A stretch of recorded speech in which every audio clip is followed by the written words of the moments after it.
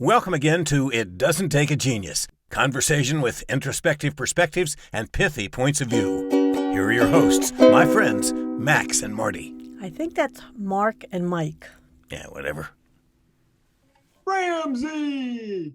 Marshall, we have recorded 3 back-to-back episodes, and you'd think that we'd come up with a different way to announce ourselves, but we just keep saying Ramsey, Marshall, and off to the races we go. We're tenacious. You got to give us that. Relentlessly that's so good. Focused on our introduction. That is us. So we're talking about the 8 universal leadership qualities according to some old dead guys. That's right. And now we are at tenacious. At tenacious, yeah. So this is part of 3 that he sort of lists out as being really important so that you're prepared to complete such a long course of intellectual study. So this is hard work to do these things that you're going to have to learn and get educated about and grow in. And it's not going to work unless you have a good memory, like we talked about last time. And this week we'll talk about you have to be tenacious. Tenacious. Right. Well, it's interesting because it kind of like flies in the face of the other stuff. So we want you to be out there and be learning and learning and learning and learning, and want you to recall all this stuff, and you got all this stuff, and then we want you to focus on this one thing. Yeah. It's like, what? Wait a minute. You told me to go get all these ideas and get all this stuff, and now you're telling me I have to be tenacious about one thing. Yeah. Right? Yeah. I think that it kind of goes back to the dog analogy that we talked about a few weeks ago, that the really good dog is a learner. He learns who he's supposed to be familiar with and who's the outsider, and he's gentle with those that he's protecting, but he's protecting them. He's fierce with what's on the outside, and he is tenacious, even courageous, as you pointed out. The little dogs are doing this, punching way above their weight. And so that's a little bit of what we're talking about here, is this ability to just stick with it and keep going, even when the going is hard. So it made me think of, Mike, again, we've talked about Peter Singe's The Fifth Discipline. There's a little bit here to be said in one of the 5 disciplines of a learning organization. He goes so far as to call it the spiritual foundation of an organization that's going to be successful, because it learns as an organization, is personal mastery. So I'm going to dare make a direct dotted line connection from this idea of tenaciousness to personal mastery. Are you comfortable with that? Are you okay with me going there, Mike? Just dare, Mark. So let me read you the money quote to me that makes this so interesting.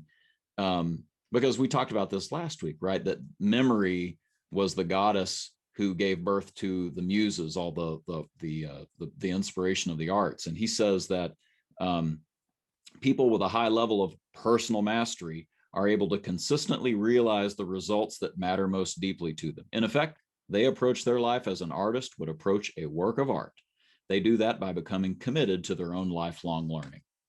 So he is describing a person who is committed, who they are tenacious about pursuing this thing that they see in front of them as really important to their life work. And it really does, commitment, focus, tenacity. We could be throwing all these words around, but it certainly made me think about some clients in my life and in my past career who are just real exemplars of this. So let me give you the floor before I just start vomiting at the mouth with all these words. Well, your analogy, the analogy of the artist, is amazing, because in order to be an artist, you'd have to complete a work of art. Right. So you can't like, chisel half the sculpture and walk away and everybody go, that guy's a great artist. Right. No, he doesn't have the tenacity to follow through on completing the work. Right. I've painted the eyeballs on my portrait, and now I've wandered over here. Now I'm going to paint fruit. No, you're not an artist, right? The artist has to see it through. And so when you look at that relentless focus, it doesn't mean that you can't tweak it as you go and that it might not change slightly. You might come up with a different idea, but you have to see it through to the end, right? Whatever that vision, whatever that end point might be for you or your organization. That's a big deal. I just got to go to the Frisk Center in Nashville, and there's a Picasso exhibit right now, and I'm looking at some of these paintings, and I'm like, oh, I've seen that. That's famous. And then I get up close, and it says study for famous painting. It's not even the painting yet. He's doing studies, and I'm not really a big Picasso fan, to be honest with you, but it was pretty amazing to see, look at all the effort he went into to get this part of that painting right. And then he went and did the big canvas. So even at that level, another Senge quote, you're continually clarifying and deepening your personal vision, right? So you're going to do these studies, you're going to practice, you're going to try this and that to get to the core or the essence of what you're really clear is what you're supposed to be focused on. And then you focus your energies on that, you develop patience, and you see reality objectively. I think that's where this is all headed. You really are an artist when you're doing that kind of clarifying, focusing work and producing something as a result in your organization.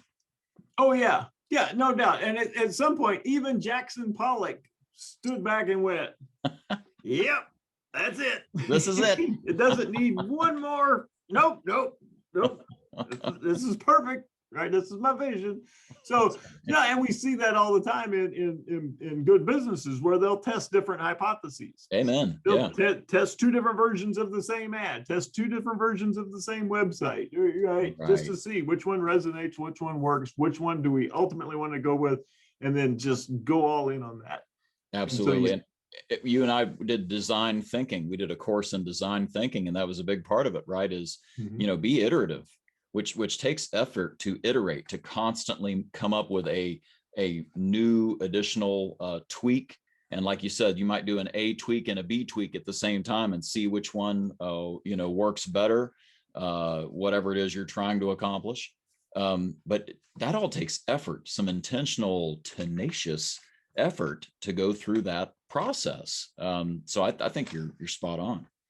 Well, I think one of the things that we see very often is in this world of just information deluge, right? No matter what industry you're in, right? If you go to, in the old days, we would go to trade shows, pre-2020, and we'd go to a trade show and there'd literally be a stadium full of vendor booths. Oh. And they're all going to help you, achieve new levels of success, right? Unprecedented return on investment, unprecedented profits. Yep. And so, you're just pulled in all these directions. Your email box is literally, if you're a leader of any organization, it's just flooded every day with things that, here's the next coolest thing that's going to, stay on the cutting edge, innovate. And so what Plato's talking about is at some point you have to pick something and just see it through, right? Whether it's a strategy or a process or whatever it might be, you have to see it through. Yeah. And so I look at organizations. I've got an organization that I'm working with, and they have that type of leader, right? He we'll talk about it for a week, and then he moves on to the next thing. Yep. And at some point, as people came to me and said, "You've got to get him to focus," the organization was crying out for tenacity, and direction, and so we all agreed that we would focus for 1 month on one thing. And it was the one thing that we thought would most powerfully move the needle in the form of success and profitability. And literally every single day, Monday, Wednesday, and Thursday of every single day for a half hour from 8:30 to 9, all the leaders got on and we talked about the exact same thing every single day, every single week. And we found new ways to talk about it. We recognized, when things were going well, people who had excelled at the process that we were working on. We brought in people who were on the front lines executing and had them tell their success stories. Right. We had data. We looked at the data and the trends, and so it was tenaciously, relentlessly focused on this one thing, and the results have been nothing short of astounding. Is that right? The owner joined us for the call the other day, and he's just over the moon, right? Record sales in 2 locations, metrics that we were trying to move that ultimately we know if these increase, ultimately the end result is good, gone up, 30, 40, 50% in a month's time of just relentless, and it's killing the leader. The leader tells me on the side, he's like, I can't talk about this anymore. How much longer? I said, how do you feel about the results? This is great. I love it. I said, all right, so take that feeling, internalize it, rub it all over you. And then tomorrow we're gonna have the call on the exact same topic. I love that. Okay, I'm in. So I love it. So yeah, he had to have a coach, or needed a coach to keep him focused because there is so much cool, neat other stuff to talk about and work on. Well, so let me ask you a follow-up question on that, because I mean, tenacity, it's a little bit like passion. We've talked about this before. Passion can kind of go 2 ways and be a negative. You can be passionate about something in a negative way that's unhealthy. I just wonder what his departments that were not a part of whatever this initiative was, how did those department heads feel about that he had tenacious focus on this thing that didn't really involve them, perhaps? Well, it was interesting because I think it goes back to, focus on what's important. The organization, no matter which department you were in, saw that this was the greatest opportunity for growth. Uh-huh. And so we could do some things over here and we could get incremental growth. Yeah. This was the opportunity where this would most dramatically impact the organization. Got it. And everybody in the departments knows if they want their department to be profitable, but they also know that if the overall store profitability is extremely high, the store owner is extremely happy. Yep. So they know that we're more apt to take better care of customers if we're wildly profitable. We're more apt to invest in our people. We're more apt to do these cool things because there is extra money, no matter which department it came from. Okay. And so this was a case of the store owner was passionate about it. The store owner saw this as the greatest opportunity, and so did everybody else. That allowed for this concentrated effort on this one particular process. Okay, fair enough. So the tenacity was worth it then, because they had figured out the big good, the greatest good in the scenario. I've got a client myself that they had already figured out that thing that they knew they needed to focus on, and they had talked about it and they had coached around it, and long story short, they finally got to the level of tenacity of sharing the data. They decided to go ahead and have some kind of scoreboard by person. They made it very clear this isn't a gotcha report. This is just letting everybody know how they're doing. That's accountability, right? Is giving an account. So they were giving an account to everybody of how they were doing. Well, there was a lot of pushback, and the main manager that I work with talked about a very tense meeting they had where this pushback was voiced, and it got a little emotional. And the quote, I'm going to read you the quote I received from this manager, which is hard to do because I have this plexiglass thing. You know about this plexiglass thing that we have? I do. It makes for better eye contact. Better eye contact, but I can't see anything on my screen. Anyway, so anyway, this manager said there was a lot going on there and a lot of things being said, and I got really overwhelmed and upset. I am good now, though, and I am not changing anything I am doing. And it was similar. The result was records. absolute records. In fact, this one particular product that we're talking about, they set a global record for the company that supplies this product. They literally were the global leader after they went through this accountability process. So it was so worth it, right? It was so worth it, even through the heartache and the pain of it. That's a little bit of tenacity, right? Only if you as a leader are learning as you go. The point here is personal mastery, that you are becoming a better leader and saying, that worked, I could do more of that. That didn't work, no problem. I can change what I do the next time. Because the point for Plato is you're applying tenacity to developing yourself and going through this intellectual course to where you're improving, who you are, really who you are. So I think that's about all I've got to say about that. But I just well, that's amazing. So to recap, an organization had reached global #1 in this particular endeavor, correct? Yep. And who was their coach? Oh, that's right. I mean, you the man. Not to toot my own horn, but basically I'm the sole reason of their success. It's no big deal. And of course, but let's, you and I both have talked about this. It's never about us, right? It's never about the coach. It's always an excuse for them to have the conversation that they know they need to have. And they're smart enough to say, hey, we need a coach, right? They're the ones that have set the agenda and brought somebody in to sort of almost kind of force the issue of them to have the conversations and reach awareness and take action like they hope to have. So if anybody out there is listening, you don't have to hire, what does he call us? Max and Marty, our lovely announcer. You don't have to hire Max and Marty, Mike Marshall and Mark Ramsey. But the concept of being coachable and humble enough to approach this and say, how could we do this a different way and get a new insight here is really a big deal. Well, and that's exactly why, I put you on the spot, embarrassed you, and shone a light on that. It was because I knew you wouldn't. And so I could, so I did. That's right. A couple of things that come out as you're talking. One of them is, and we saw it with the organization I was working with, we set this up as a pilot, right? We set it up as, let's do this for 30 days. Right. And so the other people that we were trying to engage in this, when they some people weren't for this, right? They disagreed. They thought this was the wrong, focus. And we said, all right, we understand that.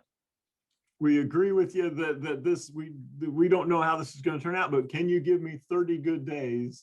And then we'll reevaluate at that point. Yeah. And so I think that helped with the engagement piece. The other piece that I think is critical here is, and this comes from the 4 disciplines of execution, is during this time frame, you have to say no to good ideas. Yes. And so that, like we talked about, the conference, the vendors, the books, the TED Talks, everybody's going to be bombarding you with stuff. Yep. And they may be good ideas, but for this trial period, while we're tenaciously focused on this, we have to say no. Yeah. For now, right? I can put it in the parking lot. I can put a pin in it if I'm in Hollywood and revisit it later. But for this time being, I'm saying no. I'm relentlessly focused on seeing if this works. Oh, the third thing that comes up that I thought about when you were talking about this is when we get asked into organizations and they say, we would like for you to help us improve our processes or improve our process for doing this.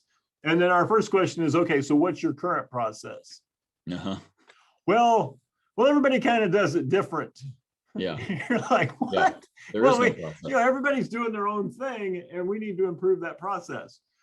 No, you're not at improvement of process because you haven't tenaciously executed anything consistently that I can help you improve upon. You're not even consistently mediocre yet. You're just all over the board. Yeah.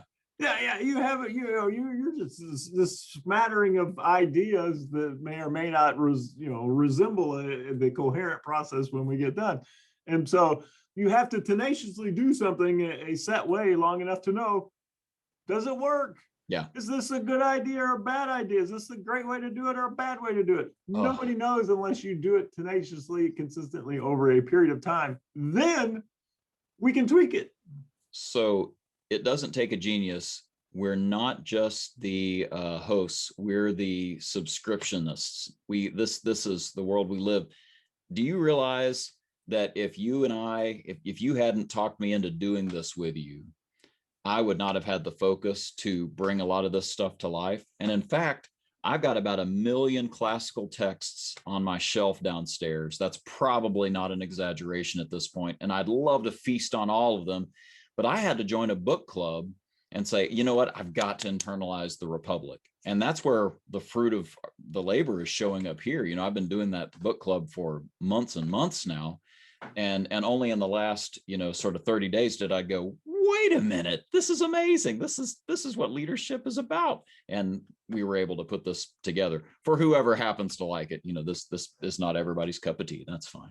But I had to say no to some things, just like you said, and I had to focus and commit to something, and do it for a period of time. And that's what has allowed me to sort of do what we're literally doing right now. With any kind of clarity. So great example. Appreciate you bringing that up. No, and I can remember even at the smallest level of this, we would be jumping on a call with just friends towards the end of the week, and Mark Ramsey would say, "I can't join you. I have to go to book club." And so that ability, we've talked about the ability to delay gratification. Yeah. So the fun thing to do at the moment would just be to hang out with your friends and talk and have witty banter. And then the more important thing, the thing that you committed to, was book club, not just a book club, but a book club specific to what it is that you were trying to improve your knowledge base on. That's right. Genius. It doesn't take a genius, but right there, it was kind of genius. So you got that going for you. So I think the takeaways here, right? So you explore all these options, you explore them with your team, and ultimately decide, even if it's for a trial period, that we're going to focus on this one thing, and then just be relentless, until you get tired of saying it. We've talked about this. I tell leaders, until they create an ism, you haven't talked about it enough. Yeah. And they can't parrot it back to you and almost make fun of it.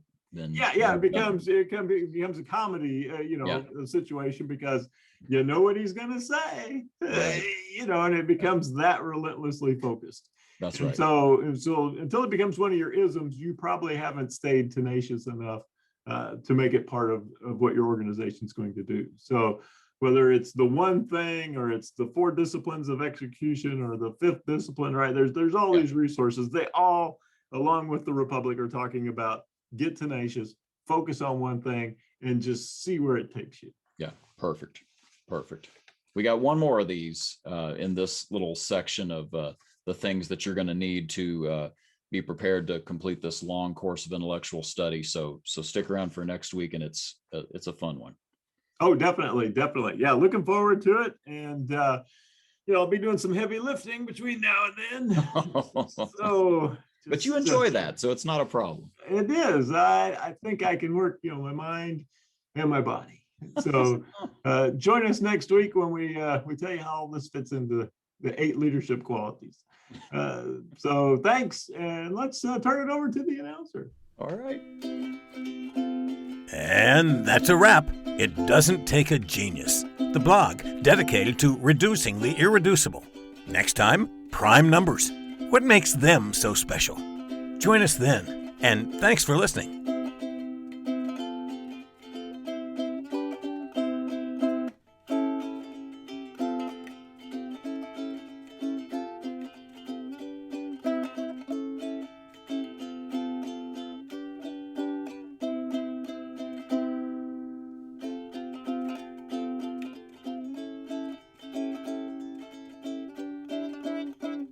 That's good enough.